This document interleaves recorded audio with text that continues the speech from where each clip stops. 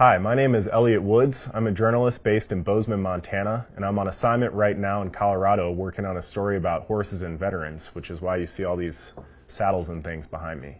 But last year I traveled to the Central African Republic on a grant from the Pulitzer Center on Crisis Reporting, where I worked on two different stories. One was about a nature preserve in the eastern part of the country, and the other one was about the humanitarian crisis that's been ongoing since the ouster of the former president in 2012, and which has resulted in widespread allegations of sexual abuse by United Nations peacekeeping forces.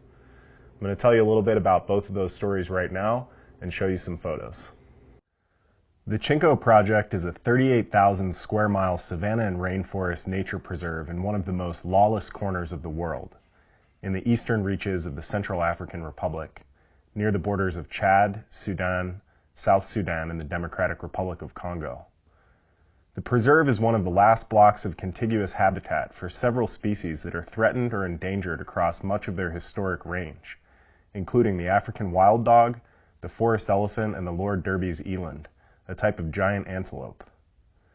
The preserve grew out of a family-run safari operation and is now part of the African Parks Network, which manages wildlife preserves all over the continent.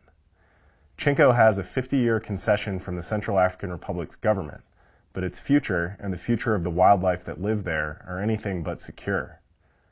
For hundreds of years, the remoteness of the Chinko area kept poachers, bushmeat hunters, and nomadic cattle herders away. While they decimated the surrounding landscape, Chinko remained pristine. But now, the poachers and herders are moving into Chinko. In March 2016, I traveled to Chinko to document the efforts of park manager David Simpson from Yorkshire, England, to build an anti-poaching ranger force capable of fending off poachers and armed cattle herders.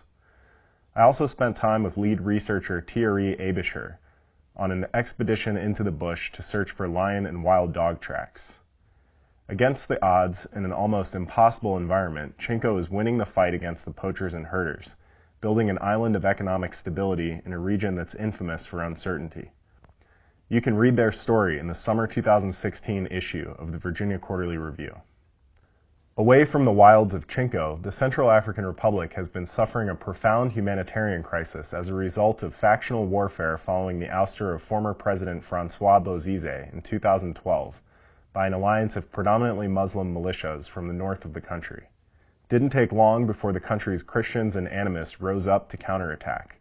A low-level civil war ensued, sending some 2 million people, about one-third of the population, fleeing for the safety of nearby countries and tent camps in far-off villages. A UN force called MINUSCA of 10,000 foreign soldiers deployed across the country, working in tandem with a French stabilization force. Eventually, the violence subsided, but reports of widespread sexual abuses on the part of the UN and French troops disturbed the calm.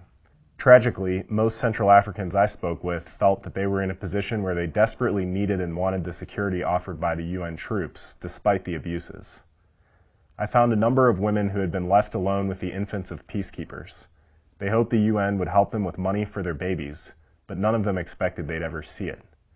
As for the victims of rape and sexual abuse whose cases were officially documented in UN and French investigations, it's up to the home countries to investigate and prosecute, and there is little will or ability to do so. The full story is forthcoming in Vice magazine in 2017.